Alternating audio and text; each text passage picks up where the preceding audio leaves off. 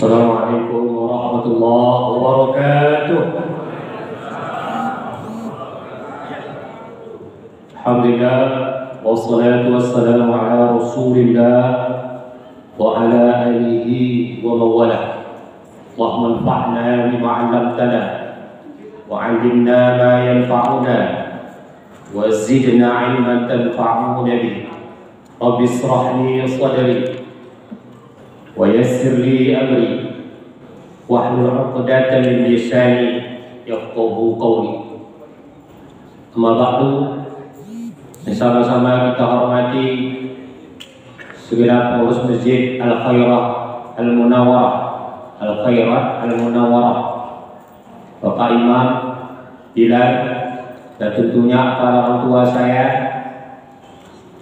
Yang besar tak dihimbau bulat, yang kecil tak disebut nama. Mudah-mudahan kita yang hadir pada malam hari ini mendapatkan keberkahan dan kesehatan dari Allah Subhanahu wa Ta'ala. Amin. Amin ya rabbal alamin. Apalagi per 1 Desember kemarin sudah mulai ditetapkan level 3 lah. Sebenarnya level 3 ini belum lagi pedas betul. Kalau kita beli bakmi, level 3 ini belum pedas kenyataannya, tapi masing-masing ada juga yang merasa kepedasan sesuai dengan lidah masing-masing. Jadi entah ini suatu hal yang mengerikan atau dingeri-ngerikan, tentunya kita menyesuaikan dengan usaha kita. Karena kalau usaha saja tidak membuat seorang berhasil, daripada hal yang ditakutkan, apalagi yang tidak berusaha, Saya di sini sekalian apel absen, karena saya lihat-lihat juga wajah-wajahnya, mana yang masih ada waktu sebelumnya, kok sekarang tidak ada. Nah, sekalian saya absen, termasuk juga bapak absen saya nanti. Ada apa enggak ya? Alhamdulillah bisa kita bertemu lagi setelah minggu kemarin. Kita membahas tafsir surah At-Tin ayat 4 dan 5. Nah, minggu ini kita bisa bersua lagi. Yang biasanya kita berjumpa sekali sebulan, ini udah sekali seminggu pula. Saya doakan mudah-mudahan tak bosan Bapak dengan saya. Hampir tiap minggu pula. Saya mau izin minum dulu bentar.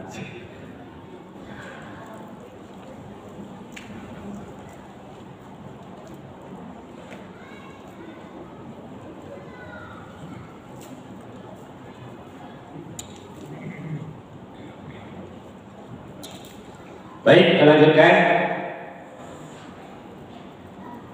Sebagai pengingat kembali bahwa surah At-Tin ini adalah wahyu yang ke-28. Kemudian surah At-Tin ini dikategorikan Makkiyah, yakni diturunkan sebelum Nabi hijrah. Surah At-Tin ini diawali oleh Allah Subhanahu wa Ta'ala dengan sumpah-sumpahnya, dengan menyebutkan nama makhluk-makhluknya. Sumpahnya Allah ini yang pertama ingin memperlihatkan keagungan ciptaan Allah Subhanahu wa Ta'ala. Kemudian yang kedua sebagai penegasan atas pesan yang akan dia sampaikan setelah sumpahnya tersebut.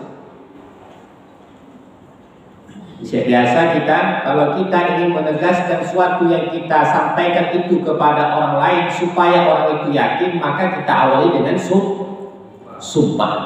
Terkadang Allah memulai dengan kalimat sumpah, atau dia memulai dengan kata sungguh-sungguh.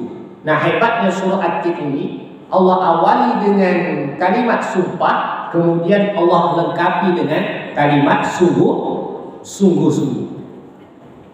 Yakni Allah bersumpah dengan tin dan zaitun, kemudian Allah bersumpah dengan bukit Tursina, Kemudian Allah bersumpah dengan Makkah, yakni yang disebutkan Baladil Amin. Kemudian juga Allah awali dengan kalimat sesudahnya, yakni kalimat sungguh-sungguh. Bahkan di sini ada dua kalimat taukid, yakni lam dan qad. Biasanya Allah mulai dengan qad saja atau lam saja, tapi sini Allah lengkapi dengan dua kalimat taukid. Pertanda bahwa ini pasti-pasti dan sangat berat sekali isi kandungan yang Allah sampaikan ini. Apa itu? Laqad khalaqnal insana fi ahsani taqwim. Sungguh-sungguh kami telah menciptakan manusia itu dengan sebaik-baik ciptaan. Thumma radadnahu asfala safilin. Kemudian kami kembalikan dia ke tempat yang serendah-rendah.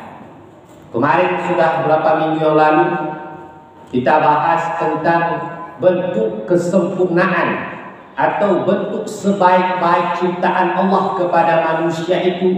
Yang pertama adalah dalam bentuk prosesnya, bahwa Allah menjadikan manusia itu dalam bentuk maaf segumpal mani, kemudian berubah menjadi segumpal darah, kemudian berubah menjadi segumpal daging, kemudian Allah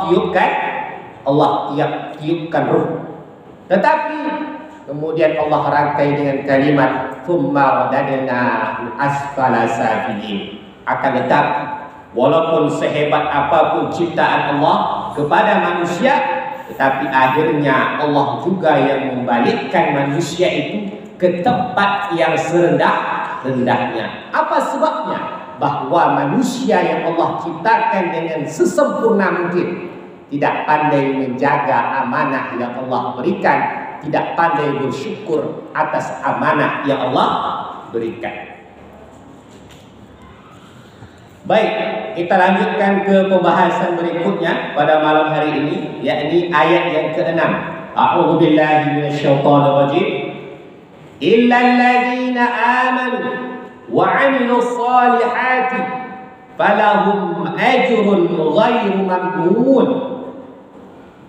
Nah, ternyata ada pengecualian dari Allah dari golongan-golongan yang Allah balikkan keadaannya di tempat yang serendah-rendahnya ini. Siapa orang atau kategori manusia yang tidak Allah balikkan keadaannya ke tempat yang serendah-rendahnya sesuai dengan derajat awal yang diciptakan, yakni segumpal mani. Mani itu hina tidak? Hina. Maka manusia yang tidak bersyukur, tidak pandai menjaga amanah yang Allah berikan kepada dirinya, maka dia akan dikembalikan seperti sehina awal dia diciptakan. Tetapi ternyata ada pengecualian. Apa itu? Illal ladzina amanu, kecuali orang-orang yang beriman, wa 'amilus solihati, dan orang-orang yang beramal salih. Di sini yang ingin saya tekankan pada kalimatnya ini, yaitu wa 'amilus solihati, bahwa terkadang masih banyak orang-orang yang tak pandai membedakan huruf sin, shin dan sad. Sin di mana? Itu keluarnya bunyi desisnya itu di celah-celah gigi. Sa. Kalau shin itu tengah-tengah lidah, sya. Sama dengan menyebutkan nama saya ini, tidak boleh menyebutnya dengan sukri. Walaupun awak agak manja sedikit dengarnya, sukri. Kenapa tidak boleh dibilang sukri? La taqrabus salata wa antum sukar. Jangan kamu dekati solat kalau kamu dalam keadaan mabuk. Jadi sukri itu artinya keluar terus mabuk. Saya nanti error. Kalau syukri, la in syakartum la azidannakum. Kalau kamu bersyukur, pasti akan aku tambah. Nah, Bagaimana pengucapan huruf shad? Huruf shad itu ujung lidah agak menempel dengan pangkal gigi seri bawah. Shad, seperti orang yang mau bersiul. Wa 'amilus shalihat. Mau praktek? Masalah ini giginya tidak ada apa enggak?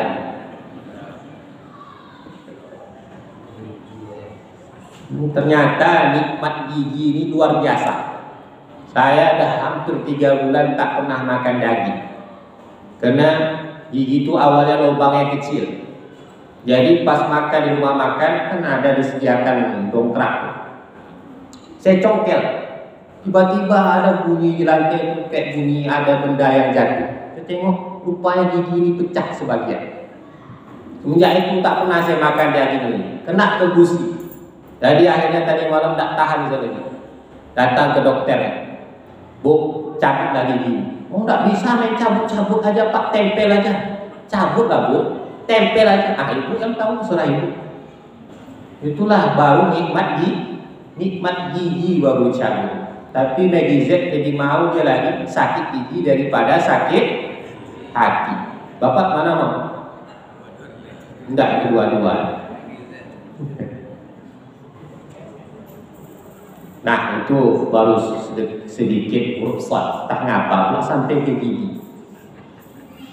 Falahum ajrun ghairu mamnun. Dan bagi orang yang beriman dan orang-orang yang beramal saleh ini, maka bagi mereka ajrun, balasan, ghairu, ketiadaan, mamnun, timbangan. Nanti kita bahas. Baik. Siapa itu orang-orang yang beriman? Illalladzina amanu, kecuali orang-orang yang beriman. Kalau kita lihat dalam kitab karya Imam Al-Asfahani, dalam kitab Mufradat Gharibul Quran, kata-kata mufradat yang gharib, yang aneh, yang jarang berjumpa dalam Al-Quran, maka iman ini makna harfiahnya bermakna percaya. Nah, orang-orang yang beriman berarti orang yang percaya. Percaya itu didasari dengan keyakinan. Percaya, yakin, dua kata yang mempunyai makna yang sama. Nah, kalau kita lihat definisi iman ini menurut istilah, dia ini iqrarun bil lisan wa tasdiqum bi qalbi. Ada yang mengawalinya tasdiqum bi qalbi wa iqrarun bil lisan, yakni dibenarkan di dalam hati. Mana hati? Nih, 2 jari di bawah susu kiri. Sudah pernah kita praktekkan? Coba. Jadi qalbun itu sebenarnya bukan hati yang apa namanya itu kalau bahasa kesehatannya, tapi qalbun itu sebenarnya jantung. 2 jari di bawah susu kiri. Masih ada detak? Masih. Alhamdulillah. Yang khawatirkan itu pas dipegang tak berdetak. Saya pun sebenarnya sambil mewanti-wanti juga. Nah, yang laki-laki ya ibu-ibu nanti aja di rumah. Nah, iman itu dibenarkan di dalam hati, kemudian diiringi dengan penyebutan dengan lisan. Karena kalau ada dia menyebut dengan lisan, tak disertai dengan pembenaran dalam hati, maka itu dikategorikan bohong. Nah, kalau dia diiringi dikembalikan dengan kalimat iman, berarti kalau ada orang yang mengatakan dia beriman, tetapi dalam hatinya tidak membenarkan keimanan tersebut, maka dialah yang dikategorikan Allah adalah orang yang munafik. Wa idza laqul ladina amanu qalu amanna. Dan apabila mereka berjumpa dengan orang-orang yang beriman, mereka berkata, amanna, kami beriman. Wa idza khalau ila syayatinihim qalu, kalau dia berjumpa dengan setan-setan mereka. Begitulah dahsyatnya Allah memberikan perumpamaan sifat yang sama dengan orang munafik ini, setan. Kalau dia berjumpa sesama orang munafik, berjumpa dengan setan-setan mereka, qalu inna ma'akum, sesungguhnya kami ini bagian kalian. Innama nahnu mustahzi'un, kami hanya bermain-main, kami hanya menipu daya. Jadi kalau ada orang mengaku-ngaku dia beriman, tetapi tidak sesuai dengan hatinya, bahkan hatinya menolak, betul tak aku ini sebenarnya beriman, maka bisa jadi dia dikategorikan orang yang munafik. Apakah sampai di situ takrif definisi iman? Kemudian terakhir dikatakan wa af'alum bi arkan, kemudian diiringi dengan memperbuat rukun-rukun atau perintah-perintah. Maka tidak benar kalau ada orang yang mengaku-ngaku dia beriman, tapi ketika azan dikumandangkan dia tak datang, dia tak sholat. Makanya juga ditambah definisinya wa yaziduhu bitta'ah wa yanqusuhu bil asiyah. Iman itu bisa bertambah dengan ketaatan dan juga dia bisa berkurang dengan maksiat. Itulah yang dikategorikan iman. Jadi iman itu pembenaran dalam hati disesuaikan dengan ikrarnya dengan lisan, kemudian dia melaksanakan rukun-rukun yang Allah perintahkan kepada dirinya. Nah, rukun Islam itu adalah aplikasi dari keimanan. Kalau orang tidak melaksanakan rukun Islam, kecuali rukun yang kelima, karena itu memang Allah Rasul sebutkan dalam hadis yang kedua, man istata'a ilaihi sabila, kalau dia punya jalan kesanggupan, kalau dia mampu, baru dia melaksanakan ibadah haji. Nah, yang keempatnya inilah aplikasi dari keimanan. Kalau tidak sempurna dilaksanakan, diragukan keimanan. Bapak Ibu rahmati Allah Subhanahu wa taala, maka mengenai iman ini boleh kita lihat dalam kitab hadis Arba'in Nawawi, yakni 40 hadis yang disusun oleh Imam An-Nawawi, diriwayatkan oleh Umar bin Khattab bahwa ketika mereka duduk bersama-sama dengan Rasulullah, maka datanglah seorang pemuda Sadidu bayadi siyad, yang sangat putih sekali bajunya, Sadidu sawadis sya'ri, dan kemudian sangat hitam sekali rambutnya. Dia datang dari jauh, kemudian ketika dia dekat, fa'asnada rokbataihi ila rokbataihi, kemudian dia sandarkan lututnya kepada lutut Rasulullah, kemudian wa wada'a kaffaihi ala fakhizaihi, kemudian tangannya menyentuh paha Rasulullah. Biasanya orang seperti ini adalah tanda orang yang dekat. Padahal para sahabat yang duduk bersama Rasulullah ini la ya'rifuhu minna ahadun. Sahabat yang selalu hidup bersama Rasulullah ini, dia gak kenal siapa laki-laki yang tiba-tiba seperti orang yang akrab dengan Rasulullah. Nah, kemudian laki-laki ini tadi dia langsung bertanya kepada Rasulullah, ma huwal iman. Kalau kita baca teks hadisnya dengan lengkap, yang pertama itu ditanya tentang Islam, kemudian tentang iman, kemudian tentang ihsan. Nah, kita singkatkan saja. Lalu dia bertanya kepada Rasulullah, "Ma huwal iman?" Apa itu iman? Bagaimana jawaban Rasulullah atas pertanyaan seorang pemuda ini tadi? Antu'minu billahi wa malaikatihi wa kutubihi wa rusulihi wal yaumil akhir wa tu'minu billahi biqadrihi khairihi wa syarrihi. Bahwa engkau beriman kepada Allah dan malaikat-malaikatnya, kitab-kitabnya, kemudian beriman dengan rasul-rasulnya, kemudian beriman dengan hari akhir, yakni kiamat, dan juga beriman dengan takdir baik dan buruk. Inilah yang disebut dengan iman. Kalau ada orang yang mengurangi dari 6 iman ini, misalnya dia beriman kepada Allah. Ini nanti panjang pembahasan dalam kitab Tauhid.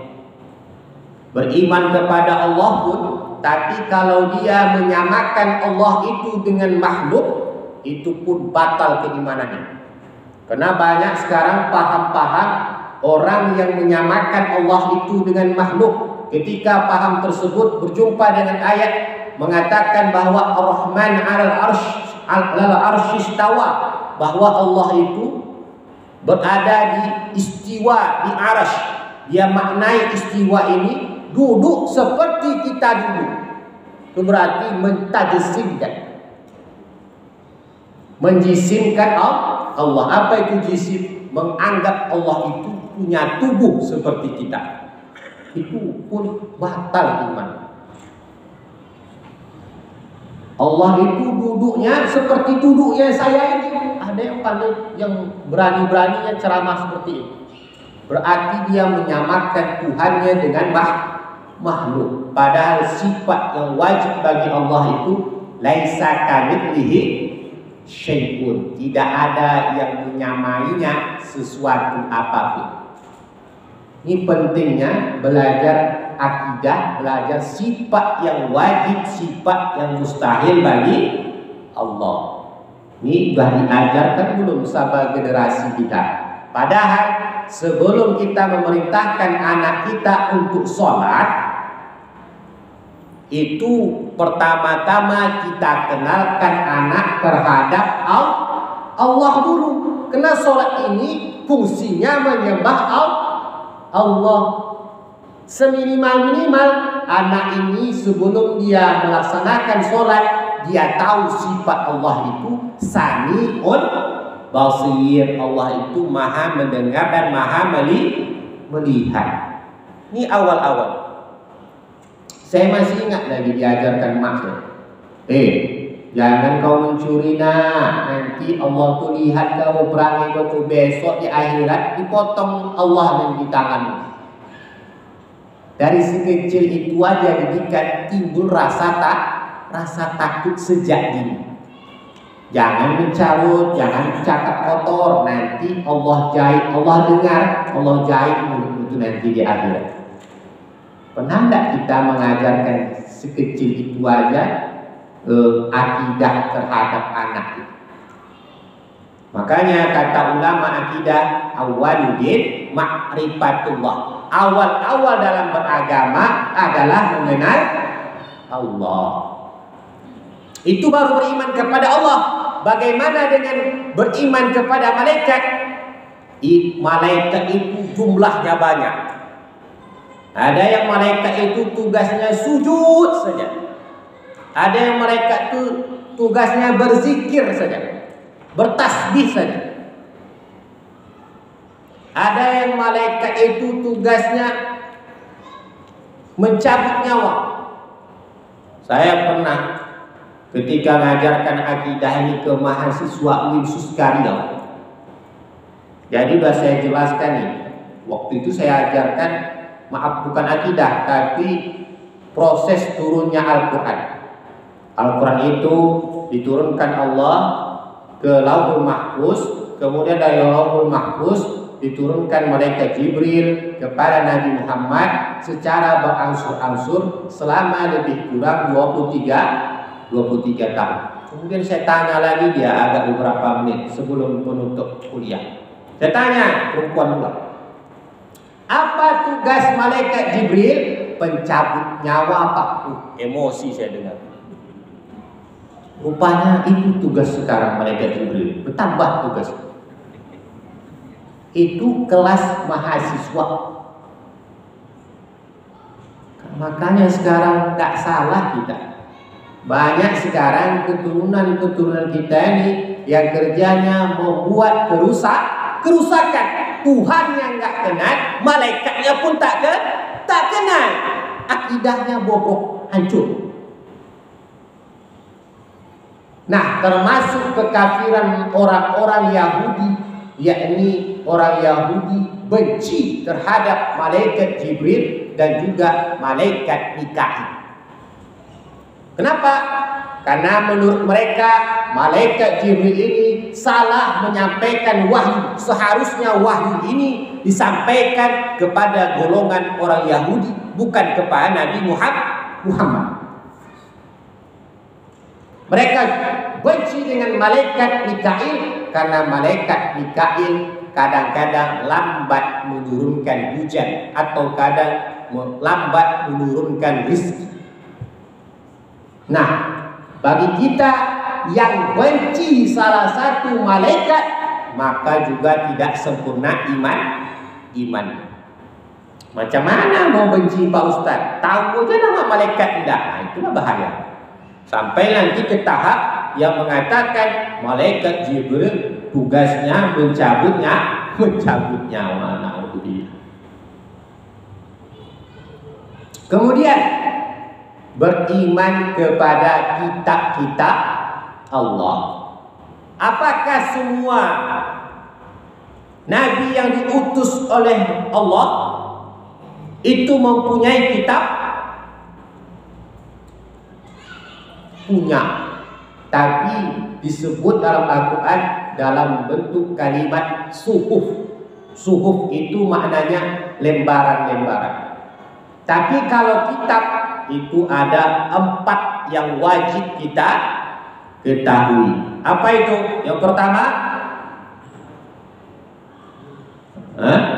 apa ya? Zabur. Zabur diturunkan ke Nabi Daud. Kemudian Taurat diturunkan kepada Nabi. Ini kurang semangat. Nampaknya harus ada kuis. Tak jadi. Kalau ceramah nuzul Quran enak nih jadi. Ini kan tak nuzul Quran, jadi tidak ada kuisnya. Ulang balik. Kitab Zabur ke Nabi Daud, kitab Taurat ke Nabi, kitab Injil ke Nabi, kemudian kitab Al-Quran ke Nabi. Masya Allah, dah cukuplah iman kita terhadap kitab. Itu yang Allah singgung dalam awal-awal surah Al-Baqarah. Apa itu? Dzalikal kitabu la raiba fihi hudan lil muttaqin alladzina yu'minuna bil ghaibi wa yuqimuna shalah wa mimma razaqnahum yunfiqun. Orang yang bertakwa itu adalah orang yang beriman dengan yang gaib, termasuk dalamnya surga, neraka, kiamat, bahkan malaikat, jin, setan, iblis. Pokoknya tak dapat dirasakan oleh panca indera, itu gaib. Kemudian wa yuqimuna shalah, orang yang mengerjakan salat. Kemudian juga wa mimma razaqnahum yunfikun, dan dari rezeki yang kami berikan dia berinfak. Kemudian walladzina yu'minuna bima unzila ilaika wa ma unzila min qablik, yakni beriman atas apa yang diturunkan kepadamu wahai Muhammad.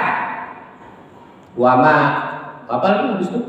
Wa ma unzila min qablik, dan juga diturunkan sebelum kamu, yakni kitab Zabur, Taurat dan Injil. Ini cukuplah kalau kita laksanakan kriteria yang ini, cukuplah dikategorikan orang yang bertakwa. Nah, kemudian beriman terhadap Rasul Allah.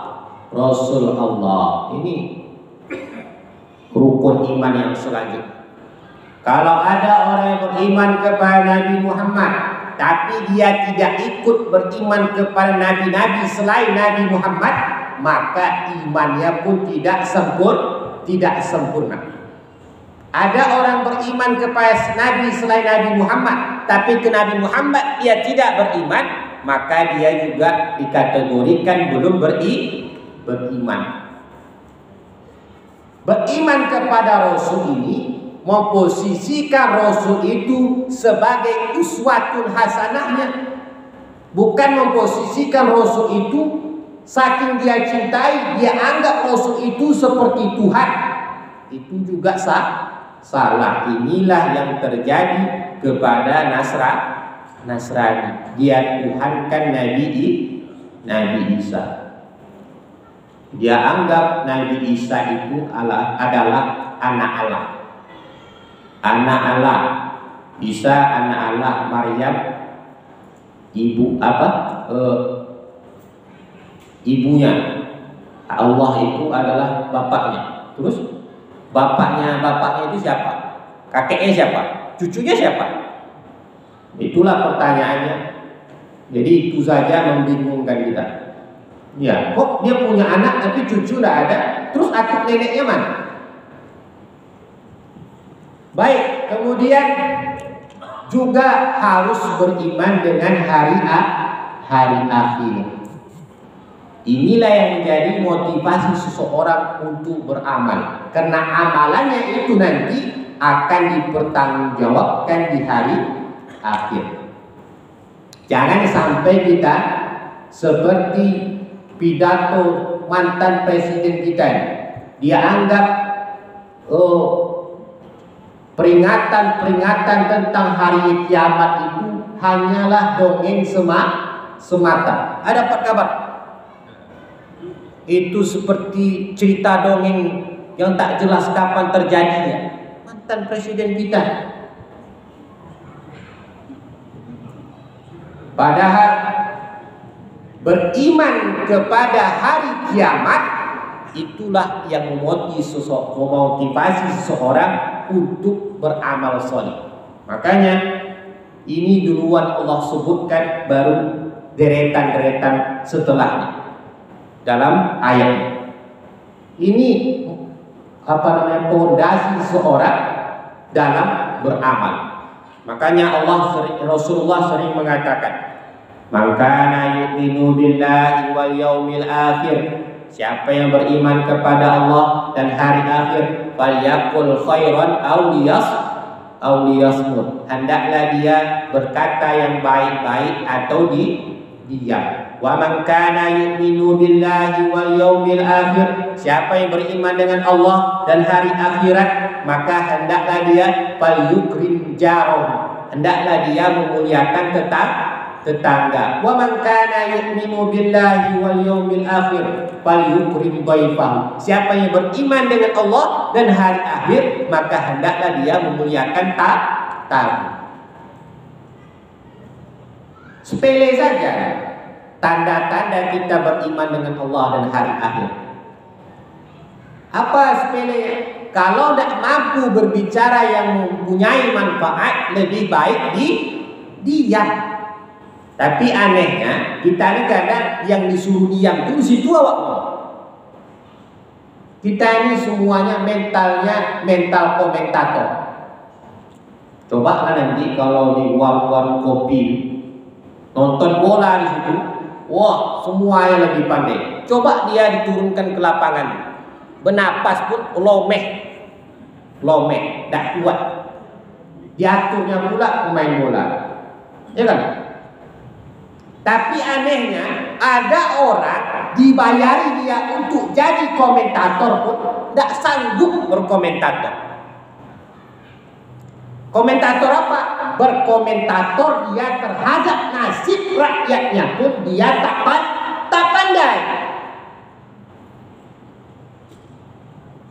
Ini banyak betul kita menyindir orang malam. Kena angkut lah kita malam. Jadi karena waktu udah masuk kan? Berapa menit lagi? 3 menit. Kita tutup saja. Agak lebih sedap. Jadi kita baru bisa memahami kalimat iman. Jadi iman itu mengatakan bahwa dirinya beriman kepada Allah dan juga derivasinya 5 rukun yang lain, beriman kepada malaikat, kitab, rasul, kemudian hari kiamat, kemudian beriman kepada kadar baik dan takdir buruk, kemudian juga harus didasari dengan pembenaran dalam hati, kemudian dia aplikasikan dalam bentuk menjalankan perintah-perintah Allah dan menjauhi larangan Allah. Mudah-mudahan menjadi ilmu yang bermanfaat pada kita malam hari ini. Sedikit mau saya sampaikan hari ini, saat ini pondok kita Ukhuwah Islamiyah membutuhkan uluran Bapak Ibu semua untuk membangun asrama dan lokal santriwati, karena pada saat ini santri dan santriwatinya, santri laki-laki dan perempuan itu masih satu lokal. Jadi akibatnya dalam waktu 3 bulan ini sudah banyak saya temukan surat-surat, ya, masih kelas 1 SMP lagi udah saling surat menyurat. Kemarin kasusnya karena WC-nya itu masih berdekatan, sambut menyambut lagi. Jadi akhirnya udah selesai WC dekat asrama laki-laki, tinggal itu kasusnya lagi. Jadi memang kalau ngurus pondok ini awak siap-siap stres 24 jam. Jadi saya ingin berbagi stres kepada Bapak Ibu, ya ini kalau mempunyai kelebihan rezeki, silakan dengan secara langsung datang ke pondok boleh, atau transfer melalui nomor rekening BSI Bank Syariah Indonesia 300 406 atas nama Yayasan Ukhuwah Islamiyah Riau. Jadi enak ngapalnya, 300 406, mudah menghafalnya. Yang sulit itu transfernya. Kita tutup dengan doa kafatul majelis. Subhanakallahumma wa bihamdika asyhadu an la ilaha illa anta astaghfiruka wa atubu ilaik. Assalamualaikum warahmatullahi wabarakatuh. Terima kasih kepada Ustaz yang telah menyampaikan dosennya. Semoga yang beliau sampaikan bermanfaat.